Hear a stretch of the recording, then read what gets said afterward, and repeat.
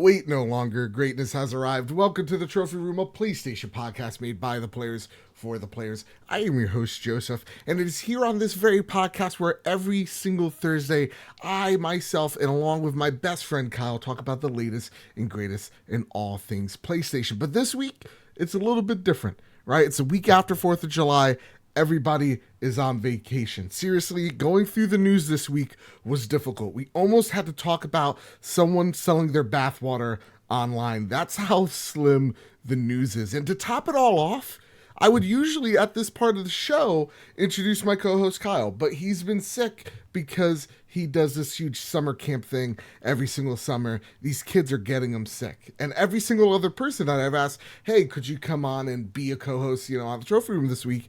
Everybody else is sick because everybody else has kids. And these kids are getting everyone sick, which it goes to show being a parent is not what it's all cracked up to be. So here's the deal.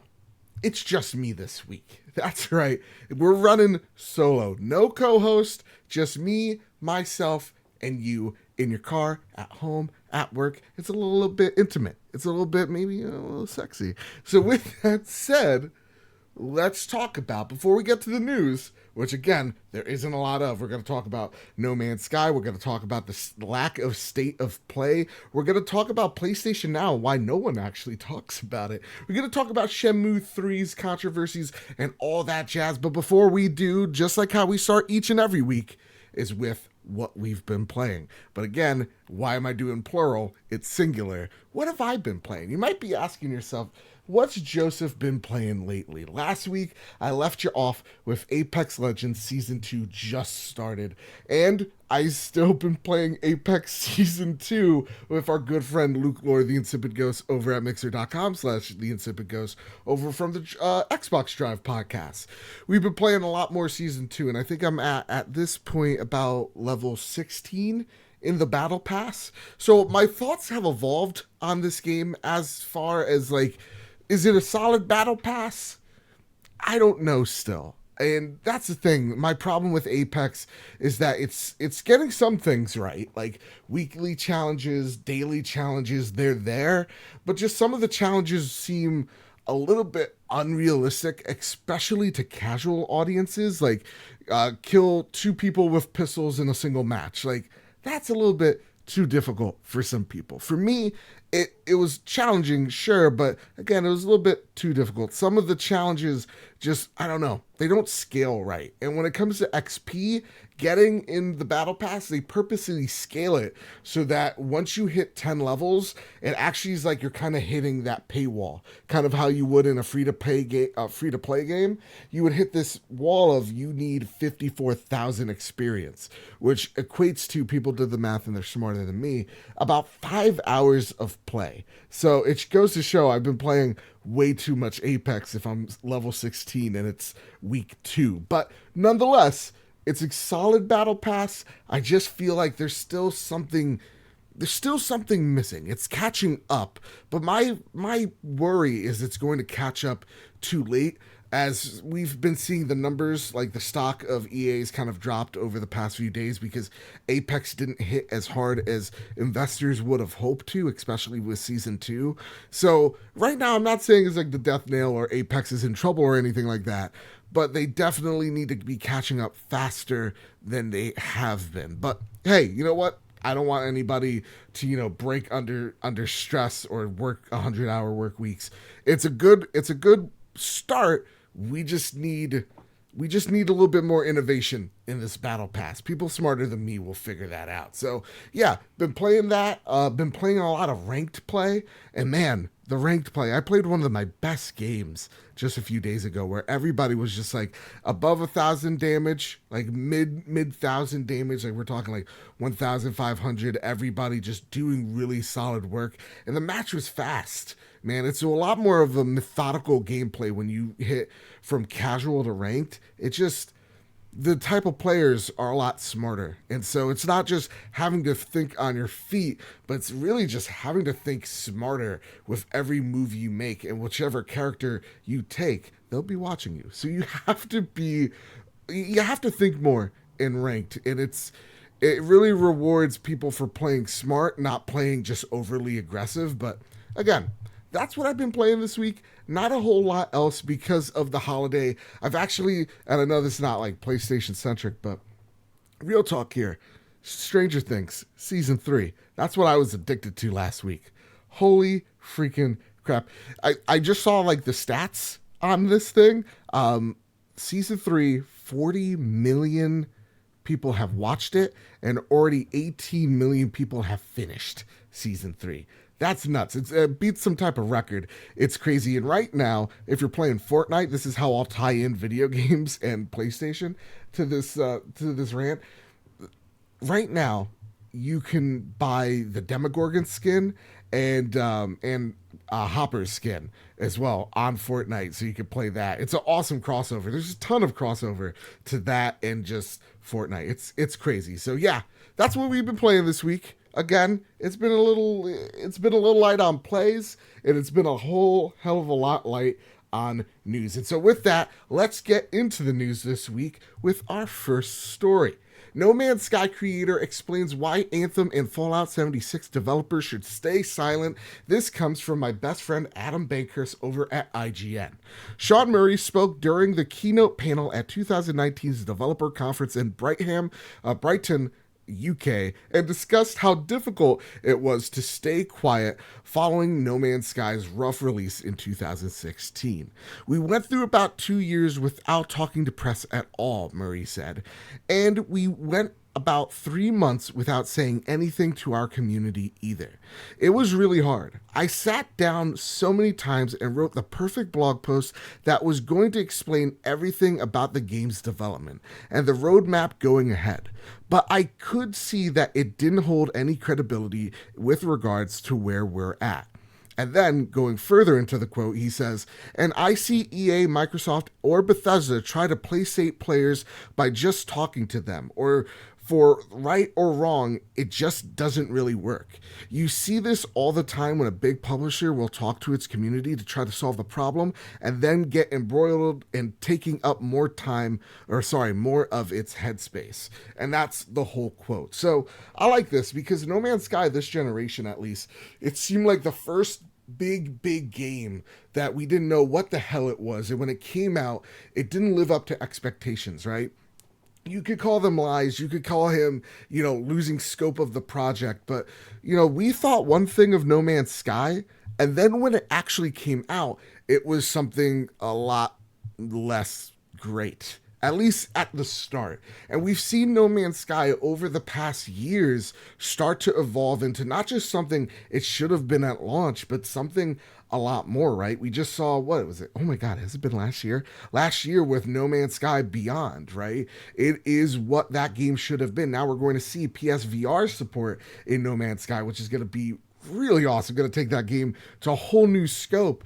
It's just interesting to see Sean Murray say, we're worried about Anthem silence, and really, the way he's saying it, it feels like he thinks that's the right approach. You know what? Get rid of the roadmaps. They suck and they're stupid, right? Look at how Bethesda talked about Fallout 76. We went into this IGN interview where he's kind of like, yeah, we knew it was going to be a little rough around the edges, and that pissed off players. His kind of just nonchalant approach to, yeah, we've had problems, let me solve it with a joke, didn't really get people the way, on the back of Bethesda's support, on Bethesda's side. They were kind of just like, wow, really? You knew this game was going to be shit, and then you actually just put it out there anyway? Really? That's how you're going to treat your customers? And then what? We see at E3, they roll out the game for free for a week for everybody to try, cut the price in half, introduce a Battle Royale mode, just a Hail Mary attempt to get us on board, and then give us a shitty roadmap. And then everybody looks at it going, yeah, but is that really going to solve the problems of this game? Is a roadmap or promises going to fix this game when the promise of you making a good game that worked at launch didn't go well, right? Even the promise of giving people a fucking nylon bag. Come on.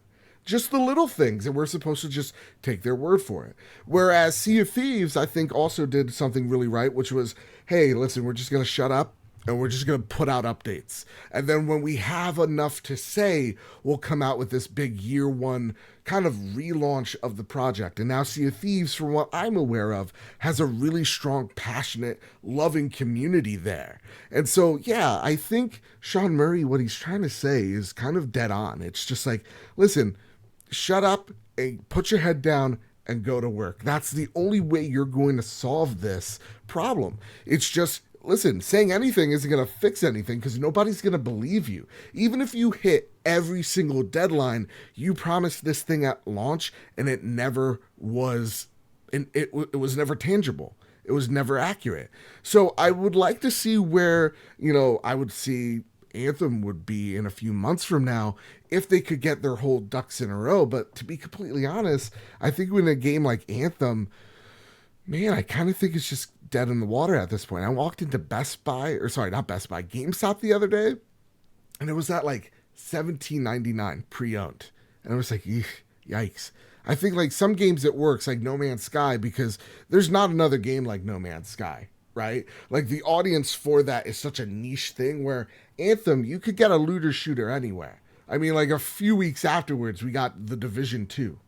And it's one of maybe even my favorite in terms of what you need to do to launch a games as service game, a fleshed out experience. Just weeks after that game came out, kind of showed the complete opposite. A game filled with content with a game that wasn't, just filled with a whole lot of empty promises. So this is a really, again, telling take on what you need to do if you're caught in that position. I just hope that at this point, we can get past the hate train, the barrage of this sucks, that sucks, and just being awful to developers. Like, I really hope what I'm saying here when we talk about like Fallout 76, that I'm not throwing too much kerosene on the fire. It's just stating a fact, like, this game's not that great. And then hopefully it gets better in a few months from now. Not just throwing hate to throw on hate or bashing something just to bash it. There needs to be this critical response. So I really do like what Sean Murray says. It's kind of like you have to prove yourself by actually going out there and doing that thing. So there you go. There's our first news story of the day. And let's get to our second piece of news this week. Yes, I'm doing the notes at the same exact time, guys. I'm hosting, I'm reading the notes, I'm taking down time codes, I'm doing all this from the fly. Look at that. And you know what? Yes, they're not called news stories, Kyle. They're called goobers. My apologies. But you know what? When you're a one-man band, what can you do? Seriously. And like that said, I wish I ran a Nintendo podcast right now, because there's a ton to talk about, right? You got the Switch Lite coming out, and like people are like, oh, I hate it because it's not coming with a dock. What's that? I already own a Switch. Whatever. I would love to have that. That's a good 20-minute conversation right there. Pick up any Joe Blow on the street.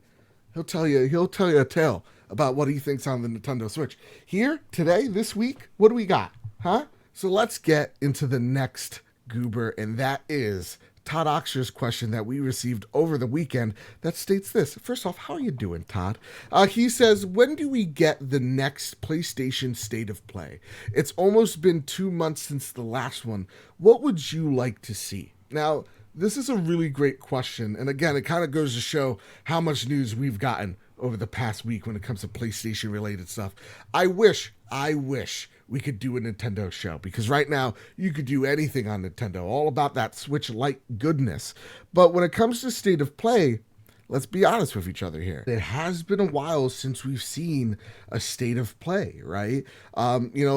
We thought back in the day with the Death Stranding reveal that days afterwards we were going to get a Last of Us State of Play, right? I remember that. I remember the big rumor of June, if you were following PlayStation, was after E3 we're going to have a Last of Us, State of Play again. And that rumor was yet again proven wrong. And now we're hearing that next week we're going to see something out of Sony. I think it's like July 15th. And so we're at this point where we're kind of chasing breadcrumbs to see when we're going to get our next fix for PlayStation. But if I could be honest with you guys, I really don't think there needs to be a time date, right? Like, I don't think State of Play should be an annual thing.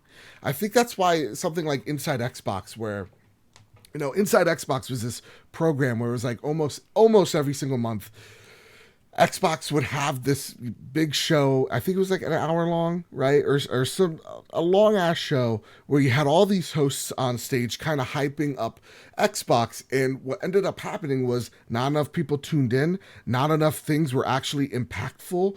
And so they kind of canceled Inside Xbox. They're transforming it into something else because the whole monthly format wasn't working because they were trying to meet a deadline, right? Instead of saying, hey, we gathered a whole bunch of really interesting stuff, here it is, by having to say, hey, if we're having a state of play, it has to be every 2 months. It kind of dilutes the point of a state of play, which is having something to say. So I think to answer your first question is, it's been 2 months since the last one. What would you like to see?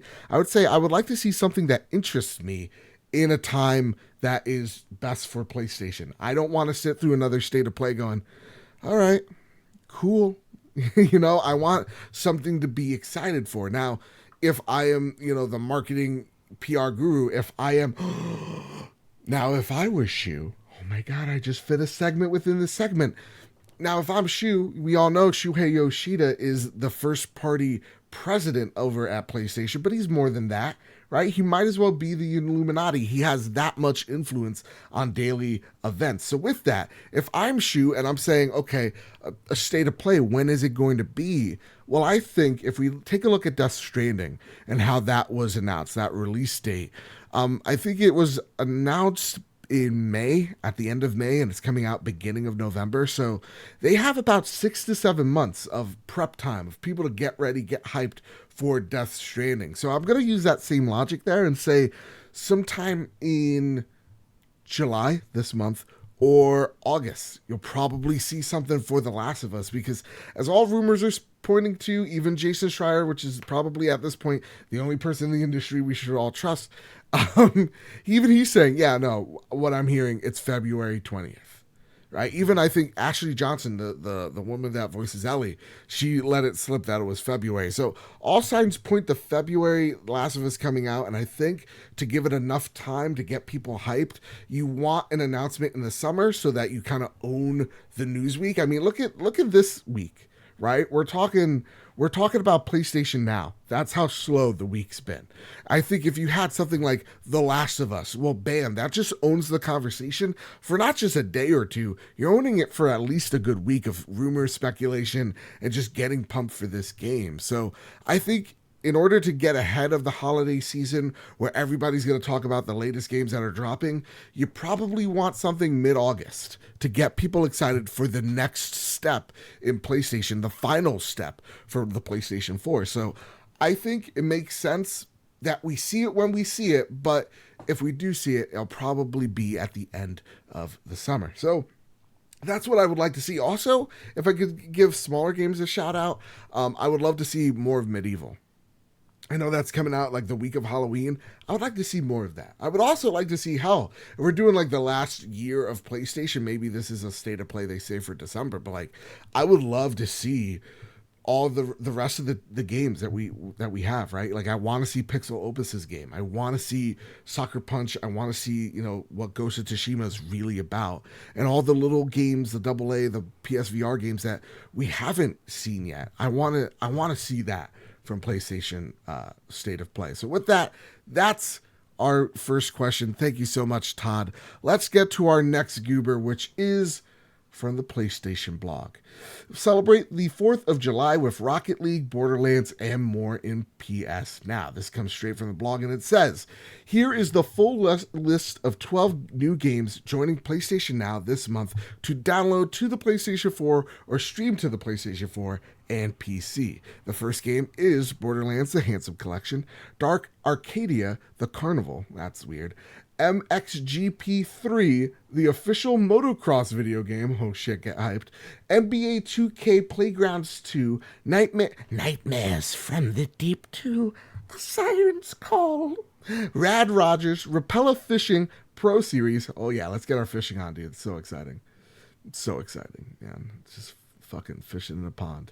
Getting those little, what are those pants? Like they're rubber and you attach them, like you get your little like suspenders on, you get your booties on, and you're just like, I'm going fishing. What are those called? Someone in the comments. Red Faction 2, Real Farm, so don't get it mistaken for the fake farm, Rocket League, Taichian Project, that's Tachyon Project, and Whoopo.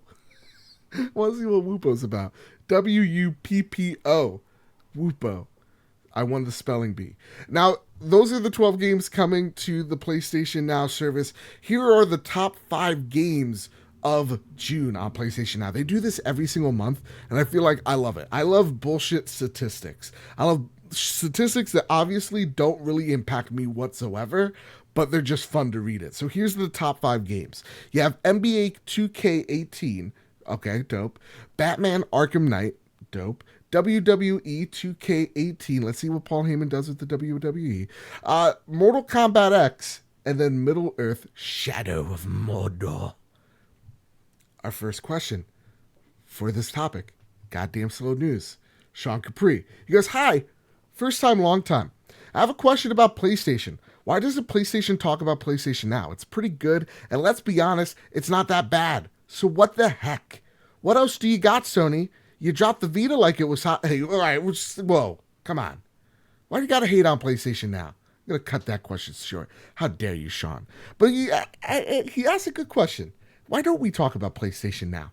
Like, that's really, the real question is, we see this every other month from Sony. They're like, here's the new games this month, or here's the statistics from PlayStation Now. And my question to answer that question is, like, why don't we listen? And I think if we're thinking real hard about it, I'm sitting back in my chair like a professional, is I think when PlayStation Now first launched, it was just such a different system that we're at the point where, like, PlayStation Now has made 3 or 4 changes to the core service. We don't really know what it is at this point. If you're a casual observer, you just don't know. Because in the beginning, PlayStation Now was like Blockbuster. You paid per day, you owned that game. You were renting it out. Like, you were like, oh, you want to play, I don't know, The Last of Us? Well, that's $10 for 7 days. And people are like, well, that's not a value. You know, I'll just go out there, I'll buy it from GameStop and then return it within 7 days. That's not value to me. And so then they changed it up to a service based thing like a Netflix, and then you see it how they've changed from streaming to now downloading. I don't think they have the messaging of what PlayStation Now is yet. I think it's very much it's always been in a transitional phase. It's just kind of like, we're figuring what this thing is in the beginning of this generation so that in the beginning of next generation, we can market it as something totally different. We could get people excited for this thing. And I think that's what pretty much Sony is trying to do at this point, is get the service where it's a capable service and then selling it to people when the service becomes great, which is the beginning of next generation. I kind of threw myself off because I was looking at OBS because goddamn, I thought we weren't recording and I had a little bit of a panic attack. So yeah, I think that's why we don't listen, is because the service has changed so much and it's still in a transition. So I think once we get to the PlayStation 5, we're going to see something. For sure, we're going to see something out of PlayStation. We're going to see something out of PlayStation Now. And maybe even change the name of PlayStation Now. Or maybe even make it even more available, like an xCloud-esque service. I think that's why they partnered up with Microsoft for those Azure servers, because they know it'd be the best. Now, let me take a sip of this water, okay? I've been talking for like 20 minutes. God.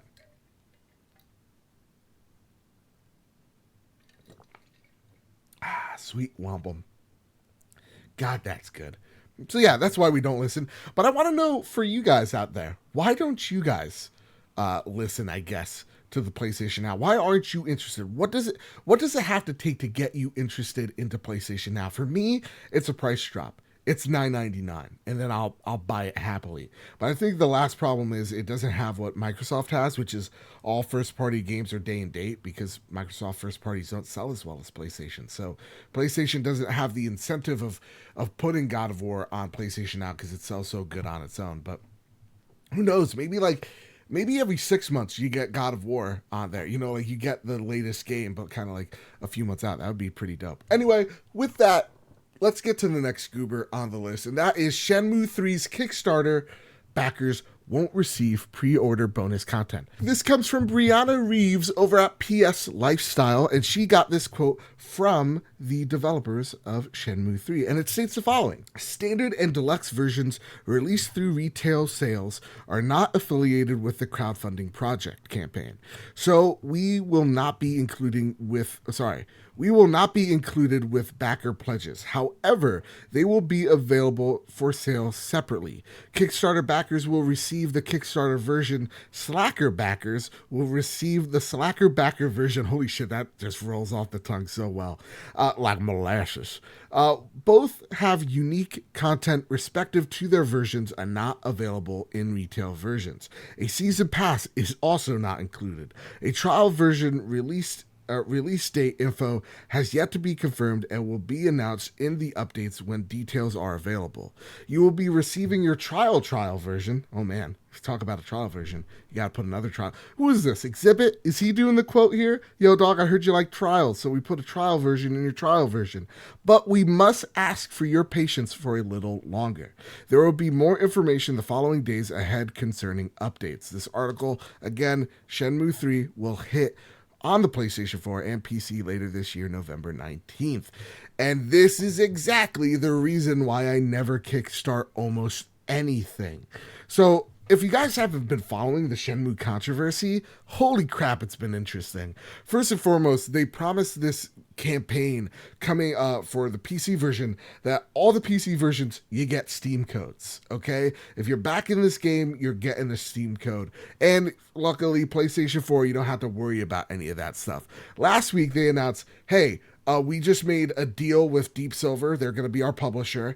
And they made a deal with the Epic Games Store. And they're going to make our game an Epic Games Store exclusive. And you're like, okay, well, I'm a backer, so that means I still get my Steam code, right? No, you will get an Epic Games Store. And if you don't want that, because the Epic Games Storefront, from what I've been told, I have never used it, is bare bones, and not a lot of people really like it. Like, you don't even have TeamSpeak on it. Party chat. You don't even have a party chat functionality on it. Yeah, I showed my age when I said TeamSpeak. Now you know I played vanilla WoW. If that TeamSpeak, Ventrilo. But yeah, like, it lacks basic functions. So when we talk about, the Epic Games Store, a lot of PC fans aren't a fan of that service. And seeing them going, okay, well, if you don't like it, here's your refund. Well, fuck you, man. Like, I believe in this game, but I also believe in the promise you gave me. It kind of goes back to what we were talking about earlier with No Man's Sky. Don't go back on your word. How are we supposed to be trusting the Shenmue developers when they say one thing, they take our money, and then they do something completely different? It kind of sucks. And now seeing that there's going to be pre-order incentives and a season pass, and now you won't be able to get those things, that kind of just irks me the wrong way, because I know people that gave this game hundreds of dollars just to see the light of day, and to see them get treated this type of way gets me so turned off on the idea of Kickstarter. That's why, like, we saw earlier a few weeks ago, Bloodstained's release, where the Switch version, the most popular version, ran like shit. Like, there's like delays every time you move and every time you attack in the game, and they're just like, yeah, it'll get better in a few weeks, we're gonna patch it. It's like, no, I paid for this thing. It should work when it fucking comes out. Even Mighty Number 9, best example of a game that, man, people poured money into, and then when it comes out, it is nothing like its promise. So I wanted to put this in here because it is just another reason why I don't Kickstarter a goddamn thing. I want to know if you guys do, though. Put it down in the comments below. If you do back things on Kickstarter, tweet us at PS Trophy Room. What do you do? Are you a Kickstarter guy, or are you kind of like sit back, relax, and let the chips fall where they do, and kind of assess things once the game actually comes out? Because for me, I've just learned time and time again not to fall for it, man. I just don't trust Kickstarter anymore. I don't know. Actually, you know what? I'm going to go back on this, because I know I got the Satisfy grips from, it wasn't Kickstarter, but it was a company like it. So yeah, I got one good thing out of Kickstarter, or esque, and that was the Satisfy grip for the Nintendo Switch, I believe, which are pretty damn dope. I'm not gonna lie to you. So if you got any Vita 2s out there, there you go. So with that, coming off the heels of Shenmue, we're just gonna make a hard edit because we just got some breaking news in here. That is, Psychonauts 2 has been delayed until 2020. This comes from Wario64. He took a screenshot from the official Double Fine account that says the following. So with that, it says, as you just saw, E3 kicked off with us sneaking into the Microsoft press briefing room to adorn Phil Spencer in a Psychonaut shirt. We snuck past Keanu to announce that we would be joining the Xbox Game Studios and that Psychonauts 2 would be published by Microsoft instead of Starbreeze as a first-party title. Now, before anyone panics, we have confirmed that we will be able to honor Psychonauts 2 for every platform that we have already promised here, and that includes bringing the game to PlayStation 4. There shouldn't be too many other noticeable changes for you at all, at least for a little while, with one notable exception.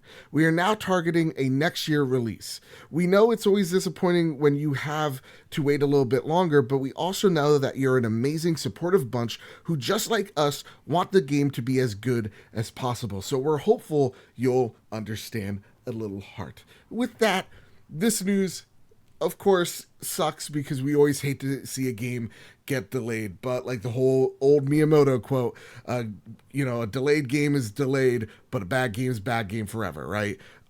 With that, I did not know actually Xbox Game Studios was actually publishing Psychonauts 2, but it's telling that Starbreeze is no longer publishing the title at all. If you guys don't know, if you guys haven't been following, because I know we don't follow it a bunch here because we're not the PC crowd. This is a PlayStation-focused show. But Starbreeze is a developer. They made games like Payday, Payday 2, and one of the last Walking Dead game. I think it was like Walking Dead Overkill, right? Things have not been looking good for that company. It looks like they're in the midst of bankruptcy. It looks like there are some shady dealings going on within some people in the company, and it's been on very shaky ground for the last few months, which has had people like Double Fine really nervous about the future of this game, Psychonauts, that people have been really wanting for a really, really long time, and that they've done a Kickstarter-esque campaign on Fig, which is, instead of people just giving you money in hopes that you get a good product, Fig actually gives people at certain starting rates money for every copy sold. So it's actually like you're an investor in a project. With that said, though, this is really awesome for Double Fine to do this. I think this is an awesome way of showing the contrast of how to handle something like a Kickstarter awfully wrong, like the way Shenmue has been handling it with the exclusive deals with the Epic Game Store, and how we've seen Double Fine take it really respectfully, where,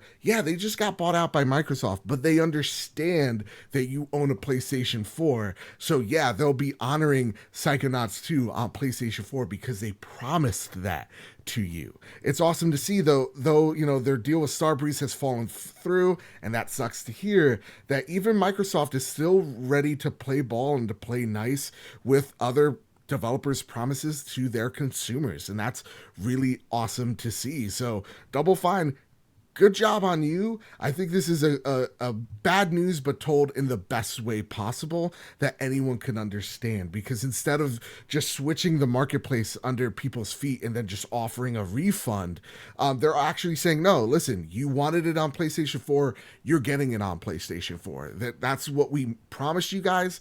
That's what you're getting. Just because we're bought out by company X, Y, or whatever Z, doesn't matter. We made you a promise, so we're going to focus on that. So it's really awesome to see. And yeah, Double Fine, Psychonauts 2. I'm really excited for this game overall.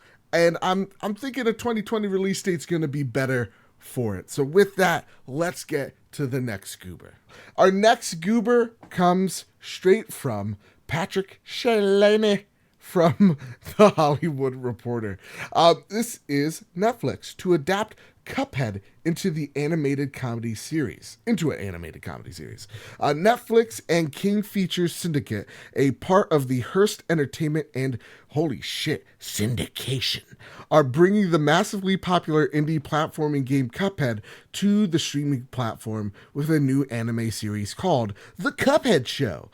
The new animated comedy will expand upon the characters of the world in the game, which centers around the titular hero Cuphead and his brother Mugman, who make a deal with the devil in a high-stakes gambling match. Don't gamble, kids, because, you know, Satan and such. CJ Kettler, Carmen Sandiego, will executive produce 4 King's features, while the Cuphead creators and brothers, Chad and Jared Moldenhauer, did I get it? Probably offended him. Will serve as executive producers for Studio MDHR. The series will be produced by Netflix Animation and is executive produced by Amy and Annie award-winning Dave Wason from the Mickey Mouse shorts and Cosmo Shurgan, and I don't know how you say that name and I offended him, but he's from Rocco's Modern Life. Holy shit. And he's going to serve as executive producer. So, with that, why am I talking about Cuphead? It's not a PlayStation thing. It's an Xbox thing, right? Kind of. Not really anymore. It's on PC and Switch. Xbox figures shit out. And so why am I talking about this? I think Netflix bringing more game adaptations is something really awesome. Like, I know Witcher is a book series first, but we gamers, we nerds know Witcher for the video game stuff, right? Like, Division is having its own Netflix movie. I love to see even the Castlevania animated shows. It's awesome that these things are existing on a platform like Netflix. Because, like, let's be honest, if this show was on CBS, you know what I mean, this Cartoon Network, Nickelodeon, that's one thing that would never happen. But with Netflix kind of thinking outside the box, and I kind of maybe even attribute this to them maybe even losing their Marvel shows, they really have to think outside the box with competition like Disney Plus, and bringing on video game properties. That's one way of doing it. And I think Cuphead is a great start. Now, when you look at the animation, the reason why I wanted to talk about the producers here is because all of them have unique art styles, the executive producers that are attached, especially Carmen Sandiego, but the Rocco's Modern Life, holy crap. When you look at Cuphead, you see the smiles. I saw something reminiscent of Rocco's Modern Life. I'm really happy for this. I'm really ecstatic for it because it gives me hope that this is how we're going to get the right video game adaptation. Is when studios give their games to the right people. And I think Netflix Animation does great work, and I think they're going to handle this with a lot of care. But also goes to show like things like the Pokemon movie, right? A few months ago. If you give it to people that actually give a crap, who are good at their craft, you're going to make something really special. So I have a lot of high hopes for the Cuphead show. I just really hope it is in the same vein of like a Tom and Jerry. Like, that's what I really want from it. An old-timey Looney Tunes-esque art style. I know it's not going to be, you know, hand-drawn. It's going to be digitally drawn, but I would like to see that art style make a resurgence here, man. I would love to see a Hanna-Barbera-esque animation at work here. I don't know. I miss it. And so with that, my question was going to be for our co-host is, what title would you like to see an animated show of? Now, again, please write in the comments what you would like to see. For me, when it comes to an animated show, because I know we talked about this a few months back of like, what would you like to have a movie version of? But when I'm talking about like animation, it takes something really special to animate. And when I think of a PlayStation property that can do really well in the animation department, I'm thinking two things. A kid's show for Little Big Planet. Absolutely, man. Media Molecule just kills it. And they make such beautiful art that I would love to see that and how they would adapt it into an animated show. But more importantly than that, I would love to see, and probably this would be like on Disney Plus or something, but I would love to see the PS4 Spider-Man have his own animated show. Spider-Man the Animated Series was one of my favorites as a kid, right next to the Batman Animated Series.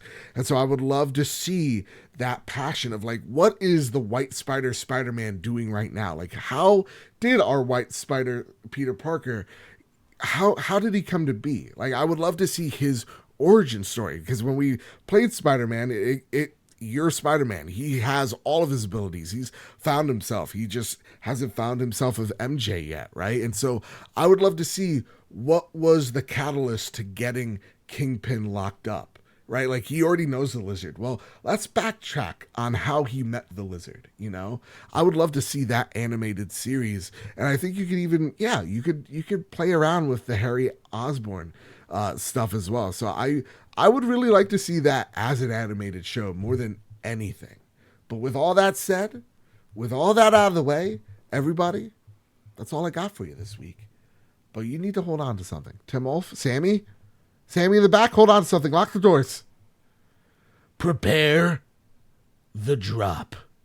This week, the latest and greatest in all things PlayStation lands on the PlayStation storefront. But the problem is, there's way too many awesome games. So, Joe has to pick the one game that speaks to him in the week of July 8th.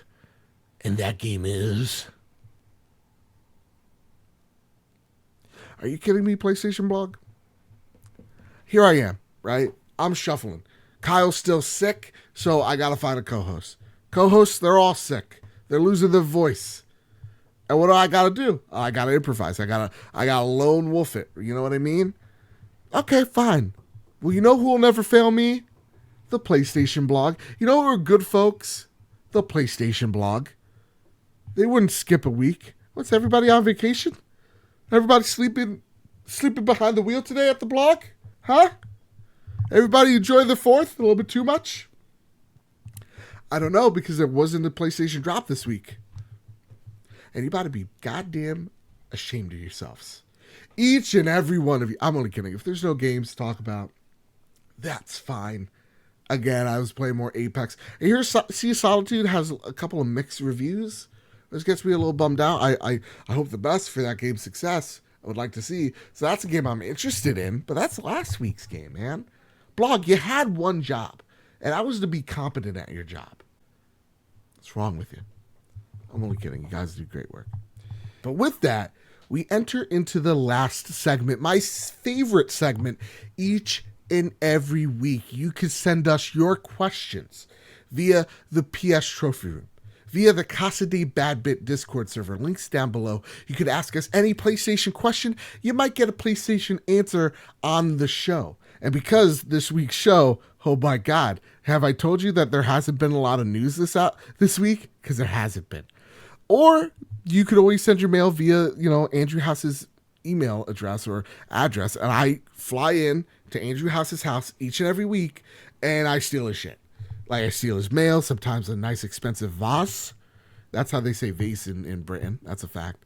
Sometimes I like to weekend at Bernie's, the kids, the dumb idiot kids, but walking out with a suit and tie, arms flailing. Hello, I'm Andrew House, your father, your papa. And they're like, oh, papa, it's you. Oh my God, papa, where have you been? And I'm like, I've been out on Nissan because that's where I work now. Nothing to do with PlayStation. And then I steal all the shit and then bam, we're here each and every week. How great is that? You know what? Maybe this segment has run its course. Because here's the part of the show. Midway through, right? Kyle would stop me, go, Joe, you can't do this. This is illegal. He'll call the cyber police, whatever. And I usually stop. I usually don't get to go full bore with this plan. But I just... All right. So with that, Adam Watson writes in. What do you imagine would happen if Sony announced the PlayStation 5 was going to release in March 2020? Would this solidify their lead in the next gen? P.S. This will never happen. Well, you know what? Never say never, Watson. You never know. First off, what's with you and all these great questions? I love it. Keep them coming. Please, please, please. Yeah, no, this is a great question, Watson. I think when we're talking about generations, a lot of people think, well, if you come out first, obviously means you're going to have a lead, right?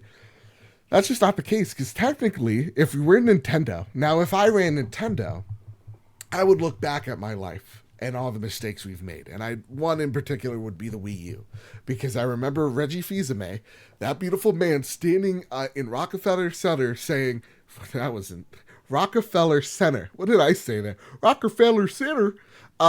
He was standing there going, the next generation starts with the Nintendo Wii U. What a dumb idiot. And so that's not gonna happen. That wasn't the start of this generation. I think sales numbers, it's hard. We got to get over it, but I don't think a next generation means, oh, the Xbox came out, that means this is the next generation. I actually think it's whenever that console launches is their generation of consoles. So like if I'm looking at PlayStation 4, that generation happened November 13th, right? If I'm looking at Xbox, it's, November 6th or something like that. If I'm looking at the Nintendo Switch, I'm thinking that generation started 2 years ago. And the Wii U generation ended with the launch of the Switch. So that's what I kind of think. Would this give them a lead? Sure, just because numbers, right? But I don't think that necessarily means that momentum's going to keep going till the end of the year until the Scarlet comes out. I think what really PlayStation needs to do is just focus on them. Focus on what they're doing right, which is their publishing arm is the healthiest it's ever been. Keep on making great games, and then focus on the things you're doing wrong. Like PlayStation Now, we were talking about, oh my God, we've come full circle. Adam Watson, you genius. Look at how you took me here. Like, you focus on PlayStation Now, and you're like, oh, right, this didn't work halfway through this generation. Why? Address it, fix it. And then, yeah, like you start fixing the services or the things that are weak that your company has, and you make them strong. And so I think that's what PlayStation does, is just focus on them. Let Microsoft and Google Stadia fight this cloud thing. Just focus on you. And I think that's how you keep people interested is by, hey, what's going to happen in the next God of War? Hey, what's going to happen in Last of Us Part 3? It's a trilogy, right? What's going to happen in the next Ghost of Tsushima, Horizon Zero Dawn? There's a new Killzone game. What's that all about? Like, that's how you keep people interested, is they've built up their first party arm in such a way where, like, Naughty Dog has been a household name, but like Santa Monica is a household name now. Like if you're a hardcore gamer, you get those two. We don't. I would like to say Sucker Punch as well, but that's not the case, right? But like, Kojima Productions, if they're able to sign them on, that could be a household name in a matter of minutes. Guerrilla Games with Horizon Zero Dawn, their first party studio is just so freaking strong at this point in time that all their studios are just at the pinnacle. So I think that's how you keep people engaged, and yeah, let's focus not on what Xbox is doing, because honest to God, chances are I may or may not even buy the next Xbox. I might just get Game Pass and play it on my PC, so like numbers don't mean everything anymore. And by me saying that doesn't say that the Scarlet, it sucks. It just says that their services are so freaking great that I don't think numbers really matter anymore. And I hope we could get past that, where we're just thinking like, I'm in my ecosystem of PlayStation and it's great. Oh, Xbox is doing their thing, that's great. Like we're all in our corners and we're rooting for each other to do well, but we're also just like focused on what makes our ecosystem great. So that's what I think. Just focus on you. It's kind of like the you do you boo boo strategy. Next question comes from Todd Aksha, who asks this question. Hey, you got two this week, Todd. You see this? On this podcast, Todd, we respect you. We put your questions out there. Sometimes they're some of the main topics. Sometimes they're right here with the rest of them, all right? They're great. They're great either way. Sony always brings out new IP. Why did I laugh like that? God, you know what? When you're hosting alone, you get to realize your little kinks, and not like the cool kinks. I mean, like the weird shit you do, like laugh like that, or that could be someone's kink. Who knows? Sony always brings out new IP every generation. What would you like to see from the new devs? I'd like to see Naughty Dog make a James Bond inspired spy game. Full cool gadgets, excellent villains, witty dialogue. That is excellent. So like this even goes along with Adam's question of like next generation, what do they need to do to win? Every generation we see all this cool new IP, like come on, knack, dope. But really, what would you like to see from studios? As a great question. Like what new IP would I like to see from Ben's studio? Dude, give me a Siphon Filter game.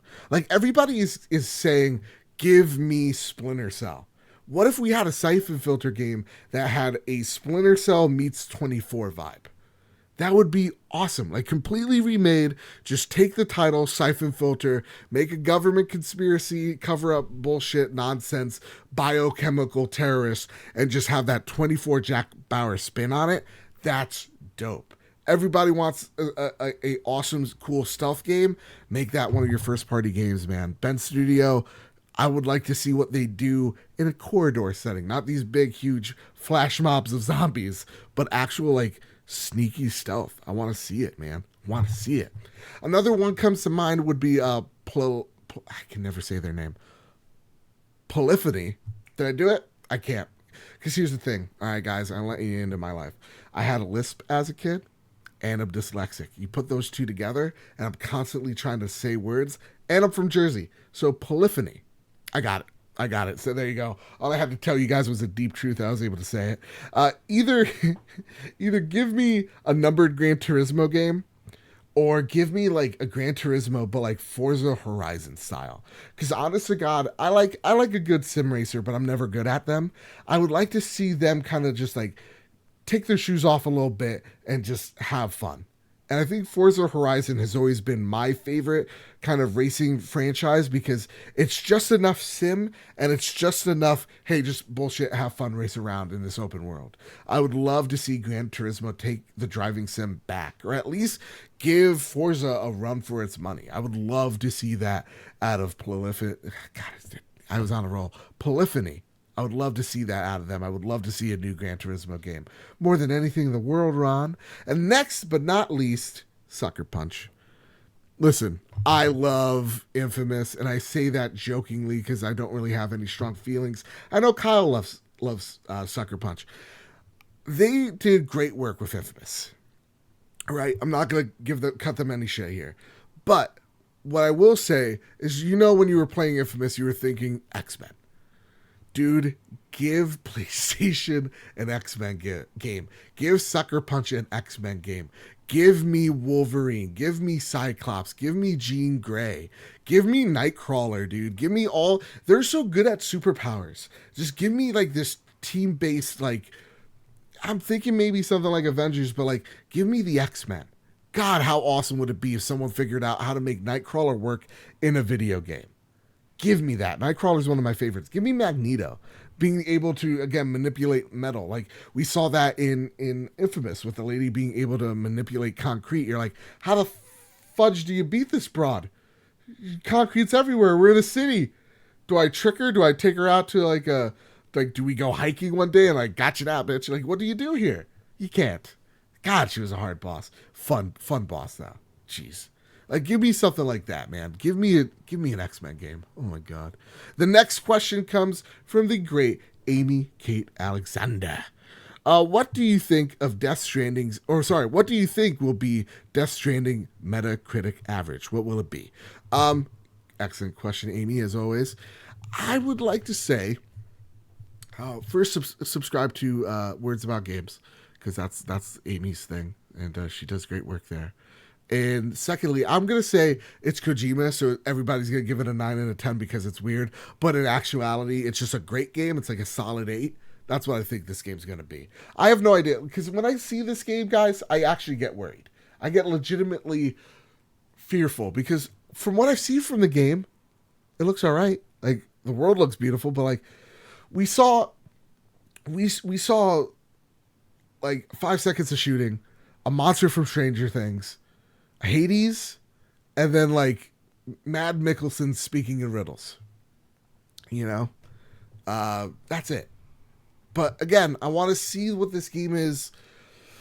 But I don't know. It's a Strand game. It's a game that we've never played before. It's either going to be super pretentious and everybody's going to give it a 9 because it's so thoughtful, or it's actually a really just great game. So I'm thinking it's going to be somewhere in the 8s. Because when you look at a Kojima game, now me not trying to play a character here, they're always in the high 8s.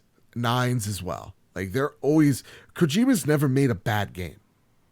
I don't think so. So look at his Metacritic average. I think that's what we're gonna get here with Death Stranding. And I think if the game does really, really well, you're gonna see Kojima Productions get bought out pretty swiftly. Because, be honest, a lot of people are like, well, since he was with Konami, I think he likes his freedom. I'm like, yeah, he was with Konami, a company that was known to be shitty for like 20 plus years, right? So yeah, he likes his freedom now, but he was with a company for decades. So it looks like he does like the partnership as long as you don't fuck with his creative process. And if you don't mess with it, he's fine with you. I don't think Kojima looks at it as, man, I wish my game was everywhere. I wish my game sold really great. That's never what Kojima's about. Kojima is about let me make something freaking weird that's gonna blow your mind. That's what Kojima's about. He's not a sales guy. He is a pure creator to the nth degree, or else you would not see half the names jump on Death Stranding the way that they have, right? You wouldn't see Del Toro's body in there, you know? So, yeah, that's what I think. I think it's going to be a high 8 game. But you know what? We'll get to that conversation when it happens. I would like to do a week before Death Stranding's release. Me and Kyle do like a what is this game going to be? Kind of like a deep dive on what our thoughts are walking in. So then when you see us next week with our thoughts walking out, I'd like to see how they evolve over time. Be pretty dope. With that, guys, gang, everybody, ladies, gents, that's been the trophy room. I was gonna say the Xbox Drive. What the fuck's wrong with me? That's been the trophy room. Gang, guys, listen, I'm gonna be real with you for just a second here. It's been a pretty rough few weeks, man. And I want to thank everybody for sticking with us. Episode 100 was not the way that I wanted it to go. This week's episode was not the way I wanted it to go. But sometimes you can't help when people get sick, right? Can't help. Like right now, I'm in the middle of my Spanish final summer class. So right now my head's everywhere and I'm just trying to gasp for air anywhere I can. So again, I want to thank everybody for sticking with me. If you like this episode, please let me know. Because it's really hard. This episode probably is the hardest episode I've ever had to do because it's just one long rant. It's like a 50 minute rant. I don't even know how long time wise it's been. So everybody, with all that said, with all that out of the way, keep hunting and keep playing PlayStation. I love you all. Oh, wait, I lied. You can find this show. It's because I'm so tired. You can find this show on iTunes. You can find this show on podcast services around the globe. Please rate us 5 stars on iTunes. That helps too. Okay, now that was a fake out bye. Now keep hunting. Keep playing PlayStation. Blah.